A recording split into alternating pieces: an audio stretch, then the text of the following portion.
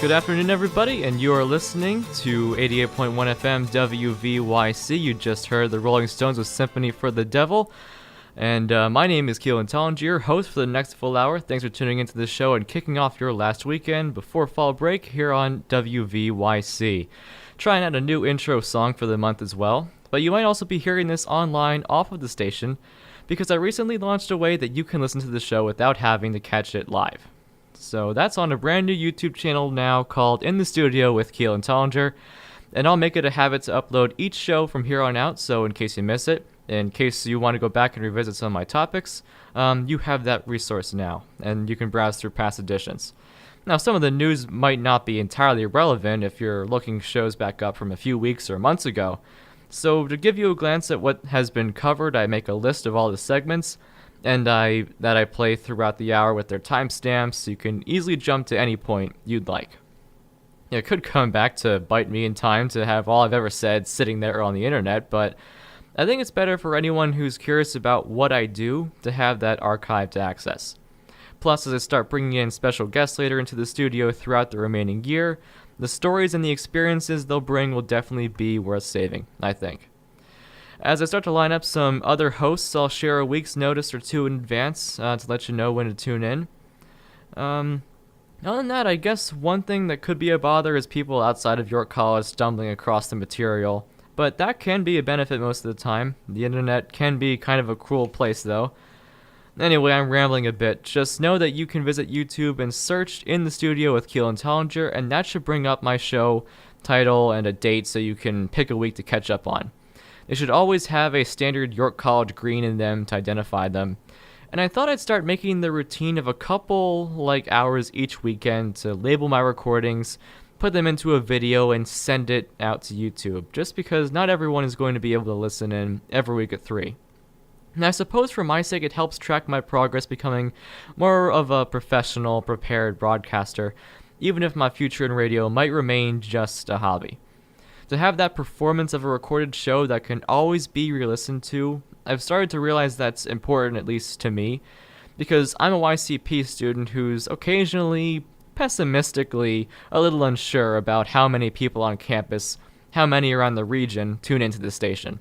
You can't really know the number of listeners, so a way to at least gauge the reception with video view counts to have my segments exist beyond an hour that's simply fleeting on the airwaves and disappears forever if it's not caught. That's the mission I'm trying to accomplish with this new channel, I guess. Whichever way you're tuning in, whatever time, thanks so much for listening. I want to also make a short note that next week is fall break. Though students have classes that day, mine finishes up at 11, so I'll likely be heading out soon after.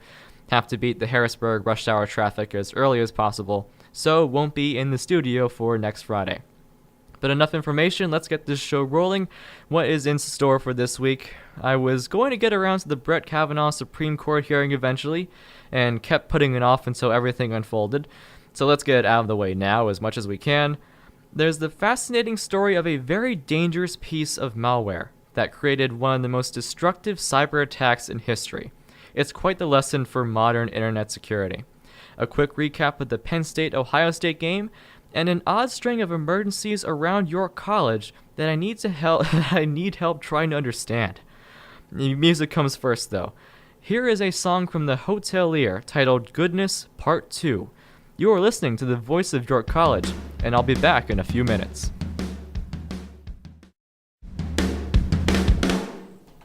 Welcome back to 88.1 FM WVYC, the Hotelier with Goodness Part 2. So, recent Supreme Court nomination hearing has been a mess. Plain and simple, there's been a lot of drama surrounding this process between Kavanaugh, the Senate, and Christine Blasey Ford. I'm not too concerned about the politics behind the situation, though they are inevitable when we're considering Trump nominating a Republican to a lifetime court. It doesn't matter which side this falls under when it's dealing with a person accused of sexual assault in his younger years. At his hearing, his opening remarks were kind of polarizing if you happened to see them last week. Kavanaugh came off as an angry, defensive, at times emotional in his opening remarks, trying to paint this accusation as an attack against his family, a political stunt, a needless distraction. Yeah, he was passionately and outright denying this event, but I was kind of skeptical are confused how, as he was reading this script of his, he started getting choked up about his young daughter apparently saying the night before, "We should pray for the woman." And as he turns to the next page, he sniffles and says adult words or smart words from a 7-year-old. I didn't buy the sincerity of that one bit, I'll be honest. I'm not trying to say that men can't cry. I'm more like, this should be a testimony about concreteness and accuracy. And I don't easily sway from an emotional appeal bringing in someone's kids. They're unconnected from the whole situation, this party where everyone's trying to get to the bottom of what happened. The unfortunate thing is that this is such a she said, he said situation that we all have to resign to the acknowledgement that we might never know for sure. It's been over 30 years. And people will argue about the timing of this accusation as well. My only question is, when would it ever be a good time to come forward about this? It's the principle of now or never, sort of. If Kavanaugh gets confirmed, by then it's too late, and he gets to this practically unassailable point. From the outset of this alleged attack, I can also totally understand how hard it is to come forward. A private piece of information like that is kept to a victim, often for a long time because of the guilt or the embarrassment about sharing with anyone, obviously. It's what took victims of the latest Catholic Church scandal here in Pennsylvania multiple decades to surface. The more time it's been from an assault, I guess it's assumed that the pain of that will slowly fade away. Years will take it out of severity or of relevance. Trump has called this a scary time for young men earlier in the week. He claims that the fact that males have to sort of look over their shoulder, I guess deal with women very carefully, be aware that a single accusation can try to ruin a career. I never like how unsympathetic the president is to these sorts of people issues, but the false accusations that Trump or other apologetic people suspect run only at about 2% of the time.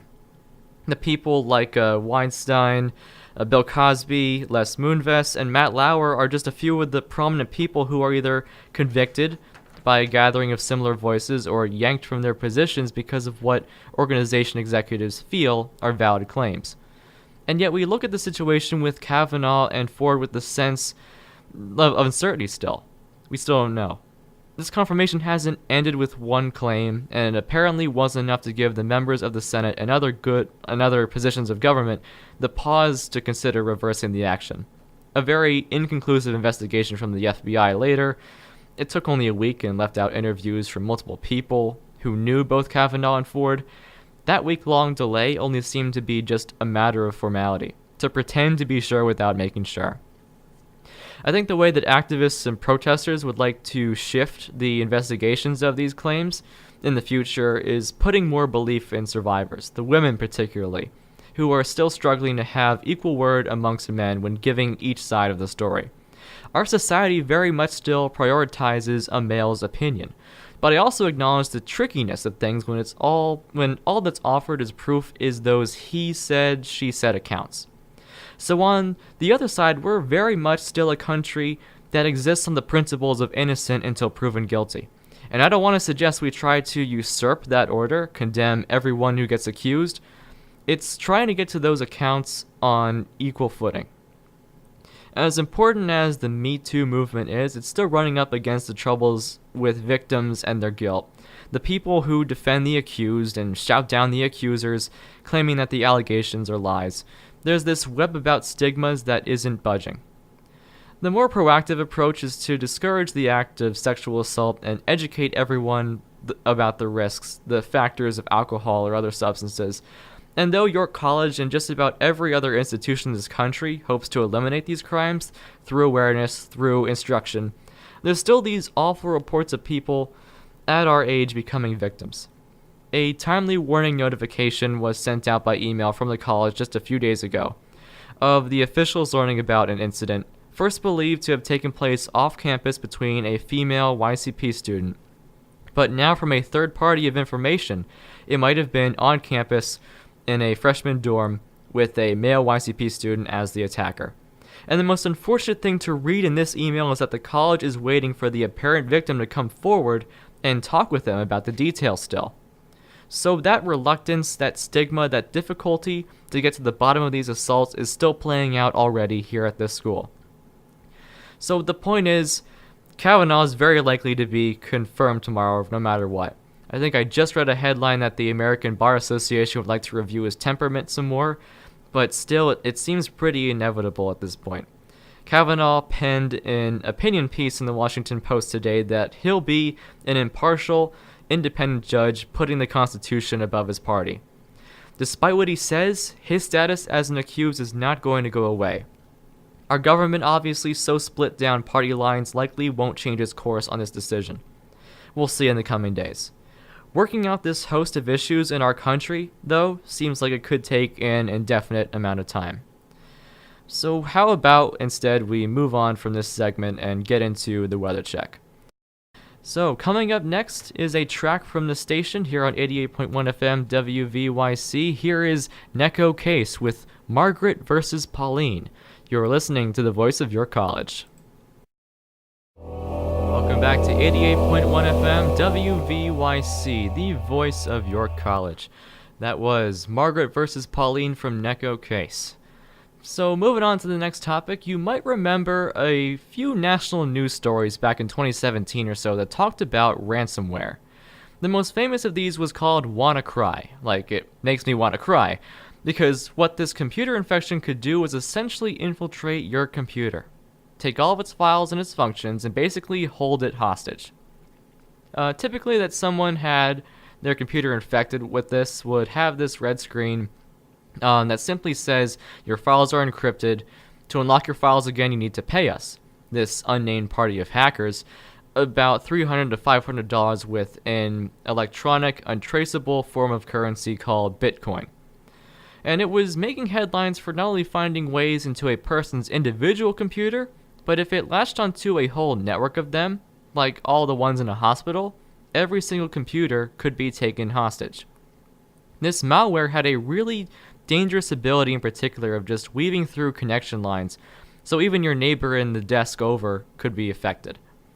For instance, this type of ransomware affected the city government of Atlanta just in 2018, and apparently cost $10 million of damages, because it took over more than 70 computers with 10 years worth of city documents.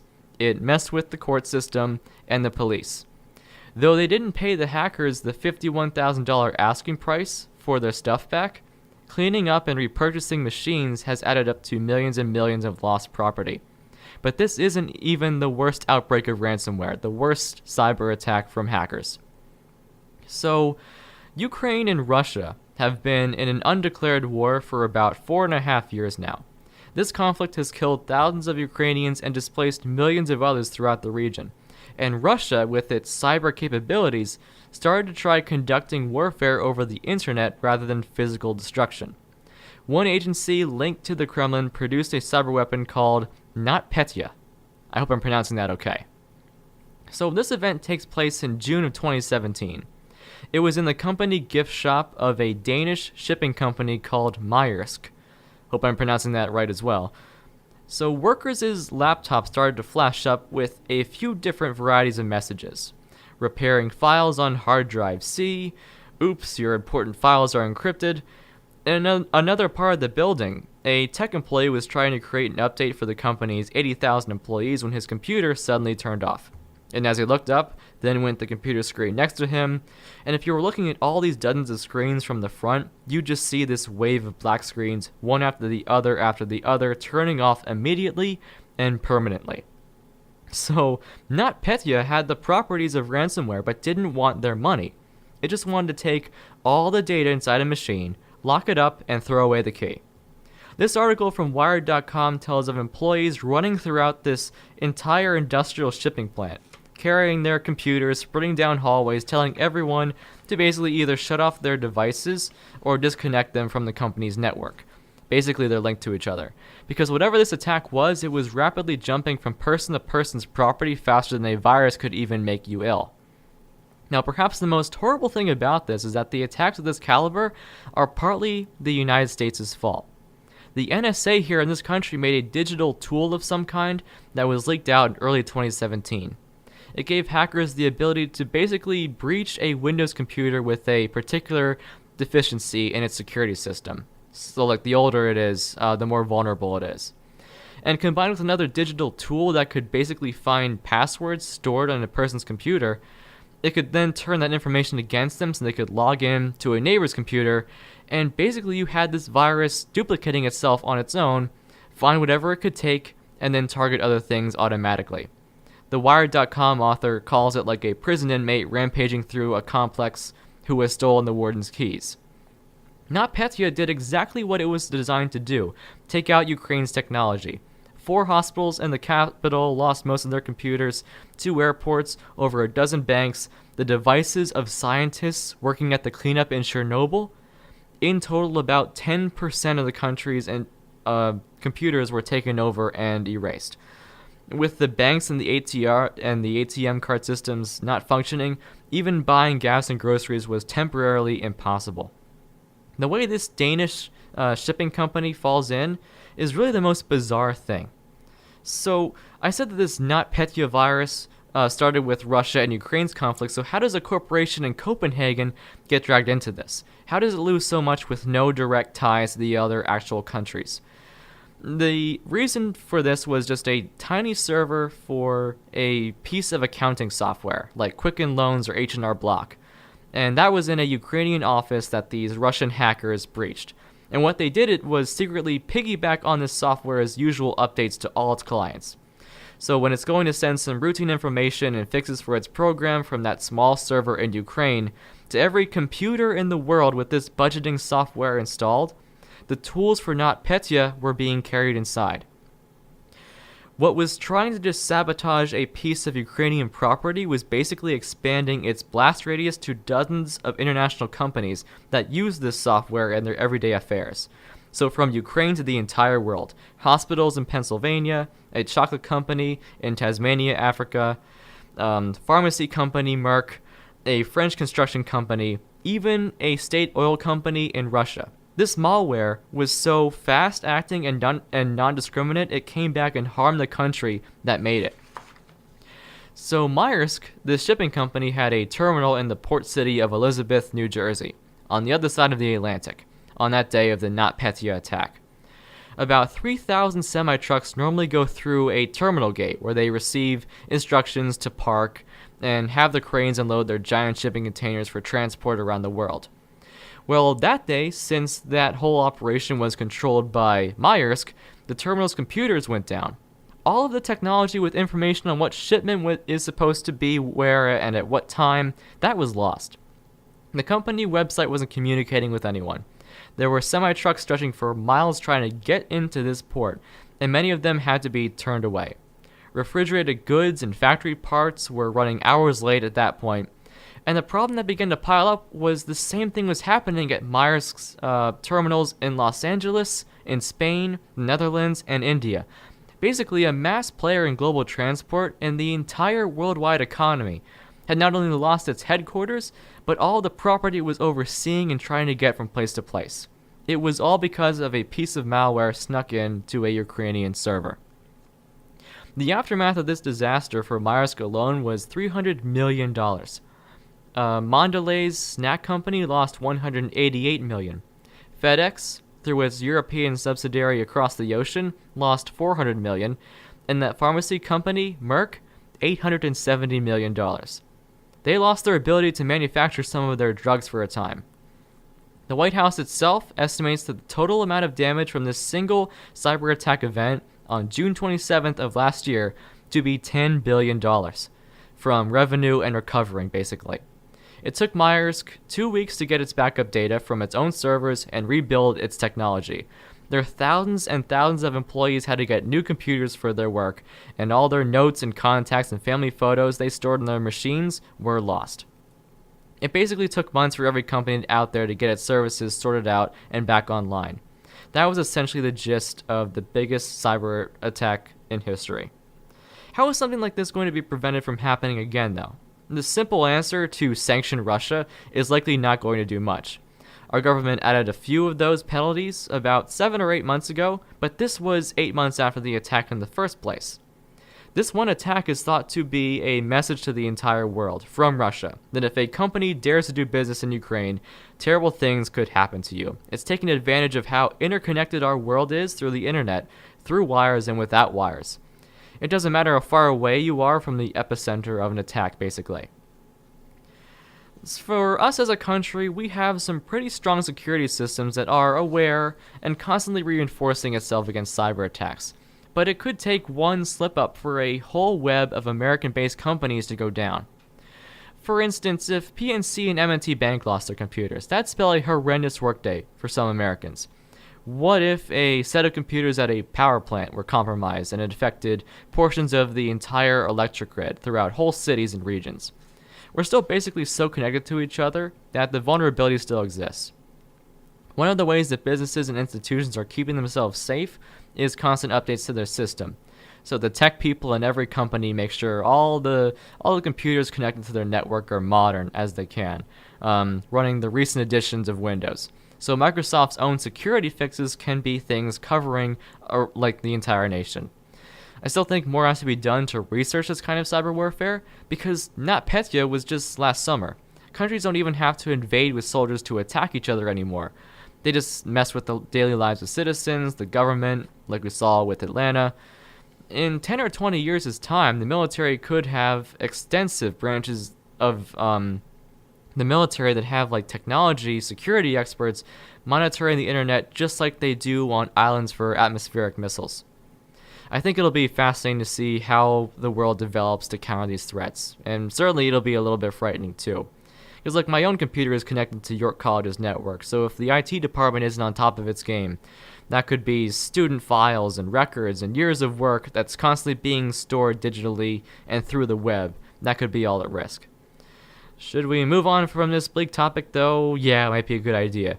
You can't hack things through radio waves. You can certainly hack the online service that delivers the broadcast farther than the radio waves, but I should probably stop overthinking all this stuff.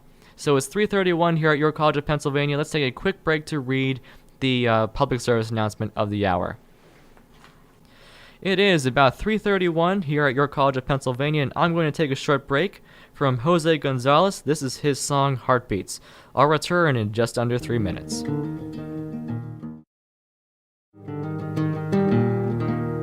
Welcome back to 88.1 FM WVYC, Heartbeats from Jose Gonzalez. I want to take a quick diversion from the news to talk about how I was sort of right. Penn State wasn't going to be able to stand up to Ohio State in the big game last Saturday. It was an entertaining one at least, and it wasn't a blowout. Easy to tell if you look at the 1-point loss, just like the game in 2017. The unfortunate thing about it, which I'm going to be upset for a while, is that it was another instance of the Nittany Lions falling apart at the end. Their offense is traditionally great in these games, and it showed early on. A one-handed catch by Juwan Johnson in the first quarter got the night off to an electric start. It was probably the catch of the season so far. KJ Hamler, the wide receiver, who caught a short pass and then managed to run 80 or so yards to the house. He was fast. The 93 yards in total was the longest Ohio State has given up in one play, I believe, in their entire program's history. And the guy's a freshman, so hopefully he becomes another great Penn State legend. But things slowly fell apart. Juwan Johnson then went on to drop several catches that he was trying to grab with two hands. KJ Hamler was knocked out of the game by a brutal hit from a defender. The running game with Miles Sanders was non-existent. The one player who was persevering on offense was the quarterback Trace McSorley. And I said so on the station a week ago. He is a big game player in primetime situations. He set a school record for yards of total offense. 175 yards running the ball on his own, 286 yards passing. His 461 yards in total was over the amount that everybody on Ohio State was able to create. With the Penn State defense getting tired, I thought he'd be the guy. It would be his destiny to keep scoring and especially drive the ball with a minute in the game to the end zone or field goal range and take the lead. Instead, it came down to a 4th down and 5 to go situation. Timeouts were called to think about this play call, and McSorley gave the ball away to his running back beside him. He then ran into a defensive lineman, and the play went 2 yards backwards. Game over. No one, even a fan or a neutral viewer, could really understand the point of that idea. The game clock went down from there. James Franklin did admit that at that particular moment, the wrong call was made. He assumed there was going to be space to run the ball. He thought he'd be cheeky and do something maybe unexpected, contrary to what the Ohio State coaches were thinking. But no, the offensive lineman got shoved around and reached the backfield in a second, as was typically happening throughout the second half. It was the reason McSorley was not throwing and running around instead. Nobody could block for him or the running back. That play was just a sign that I still don't have complete faith in how James Franklin controls this team. When his athletes on the field can do extraordinary things, he doesn't have to worry too much. The thing on the brighter side is, Penn State's won 24 of its last 28 games, a fantastic record already, and they've only lost those 4 games by a combined 8 points. They're very narrow losses. Every team they've lost to, Penn State's been able to keep the games competitive. A blowout loss hasn't occurred in a while.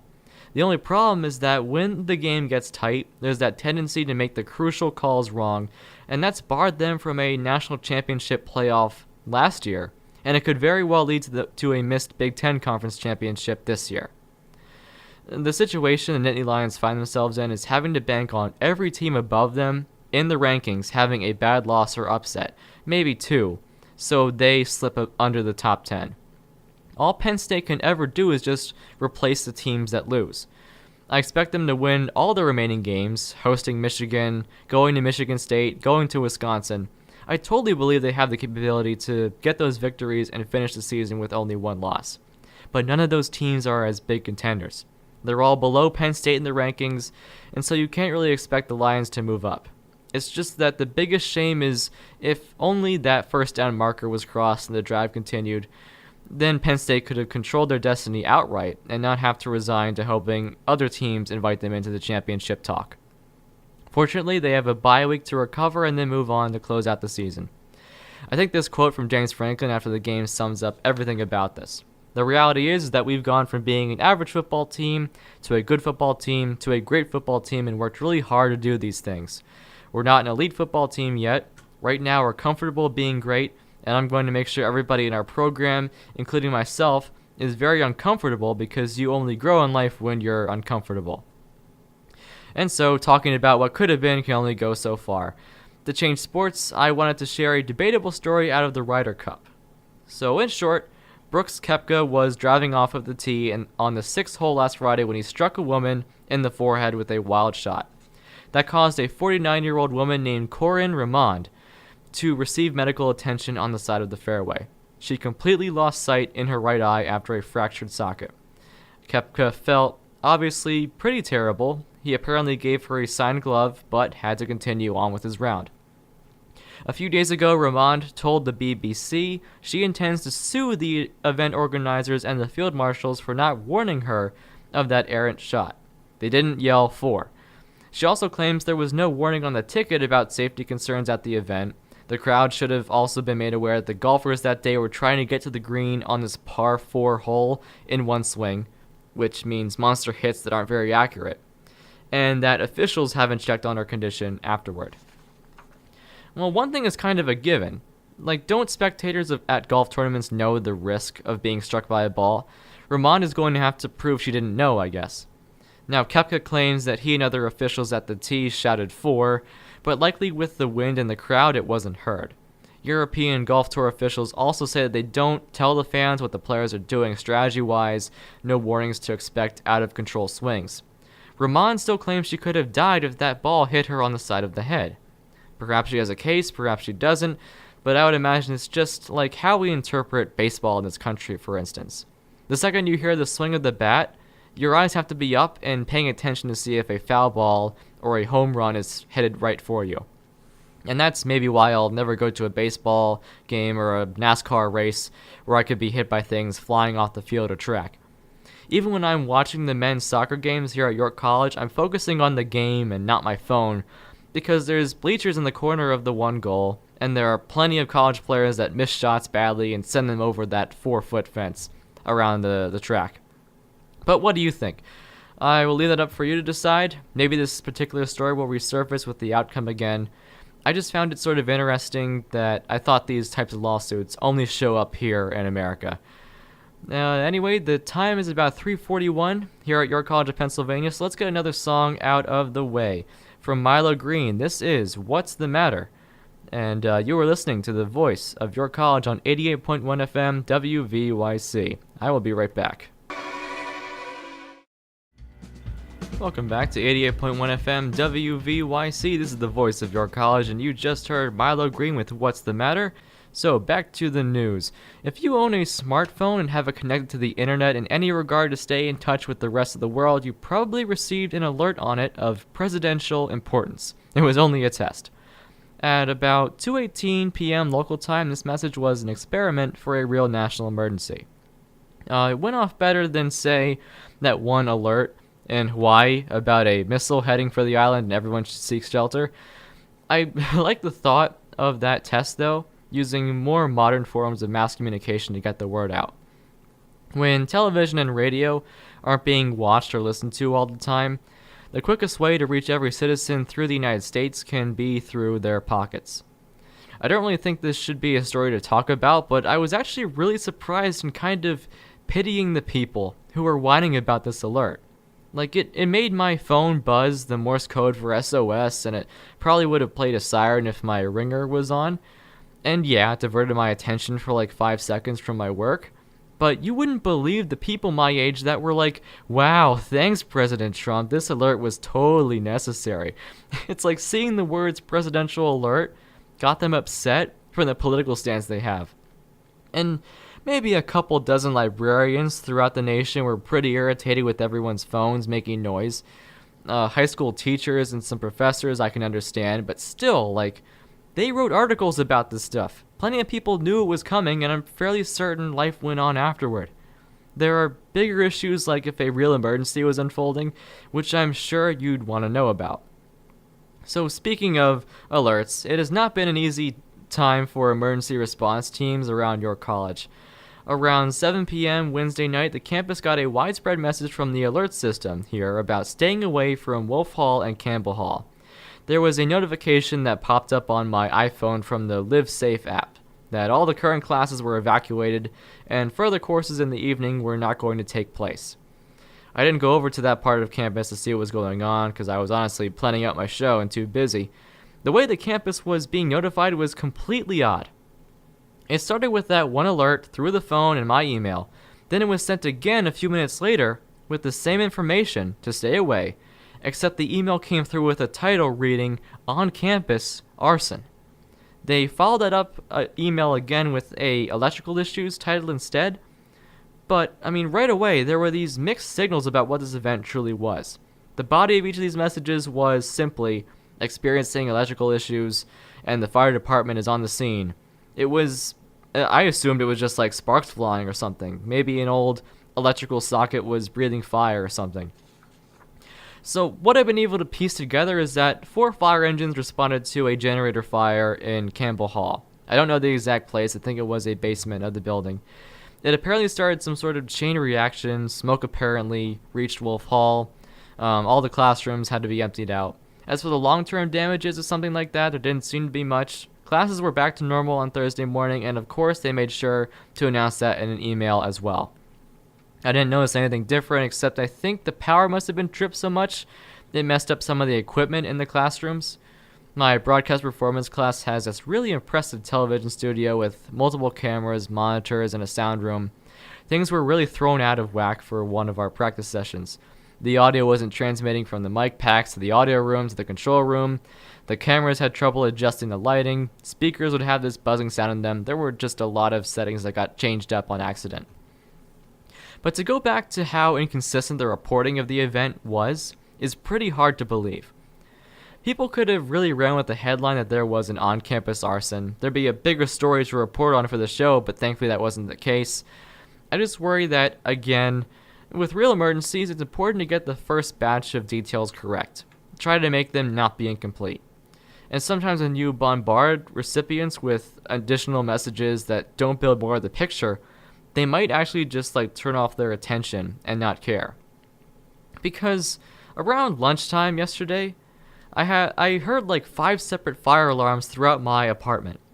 This was maybe an ordeal for half an hour as I was stopping in between classes and getting my stuff together for the afternoon.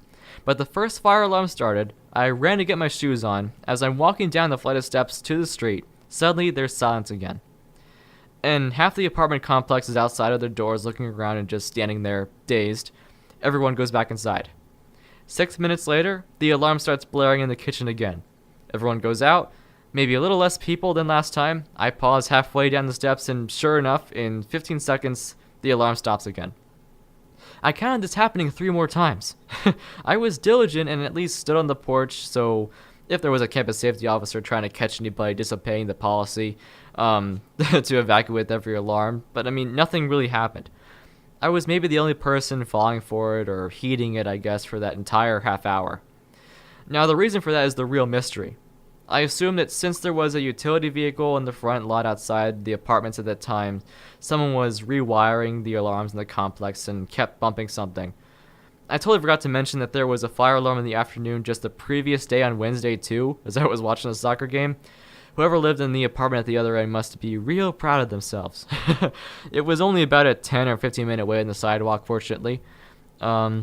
My impression is that maybe it could have been a mistake of some kind, and the college decided to summon some workers to come and fix the issue the next day, hence all these false alarms. But again, these situations pass. Hopefully a response anomalies like this get sorted out and improved, and there's people running these systems that are susceptible to an error or two as well. It was just a very chaotic world in non-emergencies this week.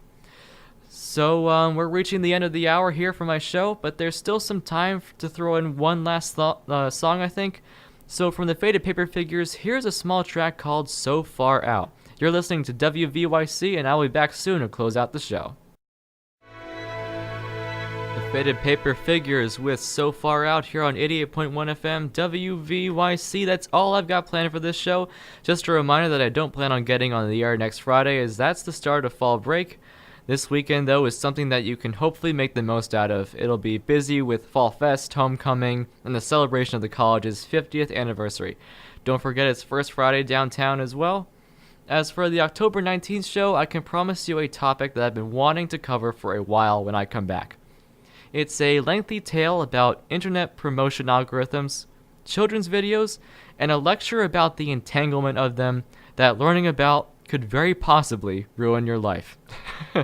It's an incredibly heavy and unusual topic, but hopefully it'll be worth tuning into. Until next time, my name is Keelan Tollinger, and we'll be leaving off with the Beatles, All You Need Is Love, here on WVYC. Have a safe break.